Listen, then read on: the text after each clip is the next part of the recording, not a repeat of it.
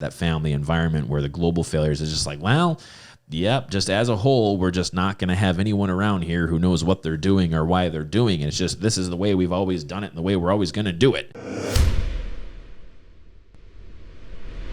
Because now we're saying if you don't have consistency and you don't have clarity and you don't have any potential to do it and you lack the performance to actually execute it, that's tough. So are you ready? Yeah. I have the definition of what that is. Sure.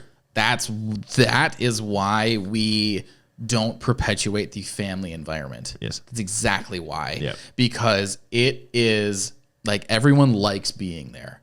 Everyone feels good when they're there because of the interpersonal, like, this is where I'm fulfilled in my personal relationships. But as it relates to what we're trying to do, no one knows what they're doing and no one's consistent in what they're doing. Yep. But no one can say it. Right.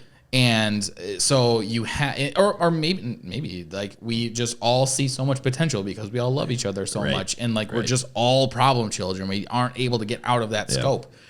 That is why and I'm not like, you can be friends with the people that you work with. Sure. You can gather that, but it can't be the thing that defines why you show up to work. Right.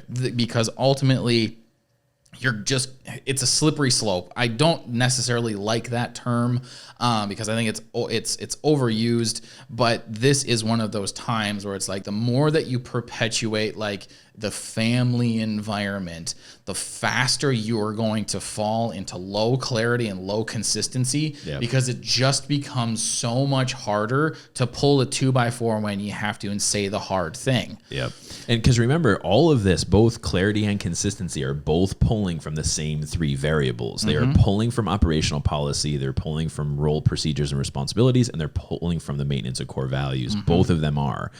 So if you have that environment where, like you said, that family environment where we just really have a bunch of global failures or procedural failures, is everybody is doing everyone else's job. It's just, well, she's not good at this, she's not good at this, well, I'm going to do this.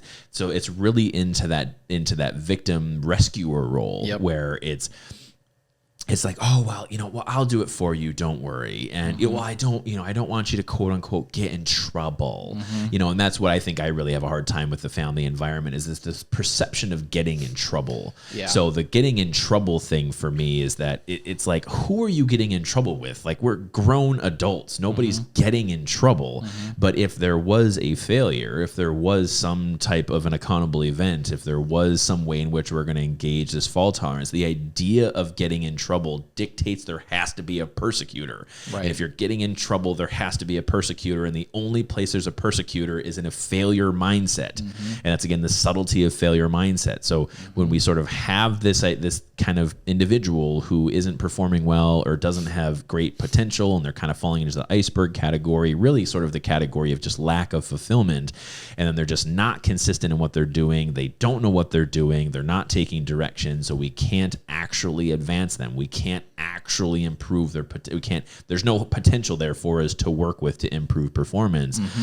That's referred to as a global failure. So it's the global failure for us, like I said, that family environment where the global failures is just like, well, yep, just as a whole, we're just not going to have anyone around here who knows what they're doing or why they're doing it. It's just, this is the way we've always done it and the way we're always going to do it, because that's the way that, the old boss has always done it. And this has worked for us for the last 30 years. And it's like, how can we consider that to be any level of leadership? The answer is it's not leadership, is that it's really perpetuating a lack of leadership, and it's perpetuating just ongoing global failures. You're not going to have people that are consistent. You're not going to have people that are clear. Thanks for checking out this clip from the podcast, Veterinary Podcast. If you are interested in watching this full episode, you can go ahead and find that right here. And if you're ready to be the force of change in veterinary medicine, go ahead and click subscribe right here to learn more.